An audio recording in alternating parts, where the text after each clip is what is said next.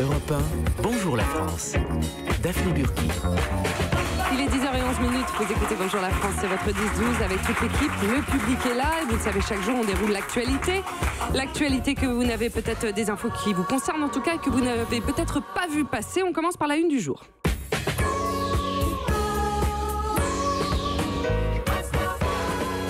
Et en une de Bonjour la France, aujourd'hui une star, la star des herbicides qui s'affiche en couverture des journaux, en ouverture des JT. Le glyphosate, nom barbare pour un herbicide très utilisé, vous le savez, dans notre agriculture, dont on sait désormais qu'on en trouve des traces dans nos assiettes, dans les pâtes, les lentilles, jusqu'aux céréales du petit déjeuner.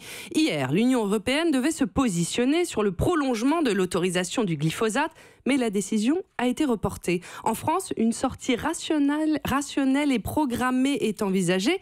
Si le ministre de l'Agriculture, Stéphane Travert, s'est prononcé pour une réhomologation de 5 à 7 ans, Nicolas Hulot, le ministre de la Transition écologique, de son côté, propose un renouvellement limité à 3 ans. Alors qu'en est-il vraiment? On va tout vous expliquer, mais avant cela, Ariel, comme chaque jour, vous nous en parlez comme vous entendez et vous nous parlez de Nicolas Hulot. Vous commencez par ça? Oui, l'écologie est forcément une cause magnifique. Comment ne pas y adhérer? On sait tous que... On va tous crever, on va tous crever. Qu'est-ce que c'est même une évidence. C'est Didier Matou. Super. Franchement, C'est Didier tu Super, ne penses ça. pas que... On va tous crever. Bah si, Ariel, malheureusement. Oui. Donc, effectivement, sachant que... On va tous crever, on va tous crever. Est-ce que la solution, c'est de... On peut pas tout plaquer du jour au lendemain, chercher un coin du monde sans glyphosate et aller... Oui, bah oui. Sur la colline. Et pourtant, ce serait chouette. Ça, pour moi, ça n'est pas vraiment...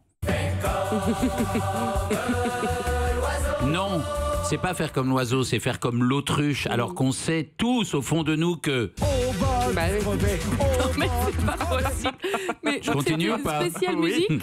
Ouais. Déprime. Voilà. Donc je le disais, l'écologie est une belle cause chantée souvent par nos plus grands bardes qu'on vient d'entendre, mais malheureusement souvent défendue par des êtres querelleurs, s'apostrophant à coups de dogmes excluants, s'excluant à coups d'apostrophes dogmatiques et se dogmatisant à coups d'exclusion apostrophantes. Le tout avec une haleine souvent chargée de ce mélange de roquefort et de cidre qui accompagne les indignations les plus justes. Généralité, cliché, dirait Oui, même oui. Elisabeth Assayag, Oui. certes, mais ai-je le choix? J'ai essayé de dire des choses intelligentes dans tous les médias de ce pays, mais on m'a toujours préféré les Marseillais sur W9. Alors aujourd'hui, je me lâche. Sortons du cliché, car un homme a accepté de sortir de son écran pour diriger son légendaire deltaplane vers nos maux, vers nos angoisses, notre profonde conviction que... On va tous crever, on va tous crever. Cet homme qui, d'habitude,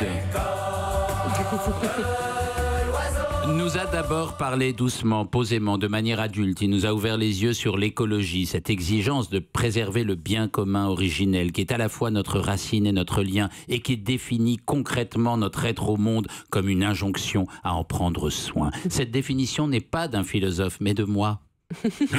Un ancien inconditionnel de Ushuaïa sous toutes ses formes. Émission télé, territoire au bout du monde, gel douche, t-shirt, séjour découverte et j'en passe. Nicolas Hulot, l'homme qui depuis toujours tutoie le vent et...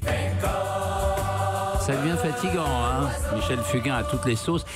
Alors, Nicolas Hulot est désormais d'accord pour rentrer dans ce qu'il a toujours fui, la politique. Mieux, il a fait vœu d'être dans l'action et d'intégrer un gouvernement qui ne s'embarrasse pas de consultations à l'infini ou de référendums lorsqu'il s'agit, par exemple, de réformer un code du travail qui était aux travailleurs ce que les lois de protection de l'environnement sont à la nature. Si l'on transfère l'efficacité des ordonnances à des problèmes comme celui du glyphosate, qu'avons-nous pourtant ? Visiblement, un législateur qui a pris conscience de la nocivité du glyphosate, l'ex-remède miracle de l'agriculture, mais qui, au moment de légiférer, confesse une certaine impuissance et préfère finalement... Siffler là-haut sur la colline.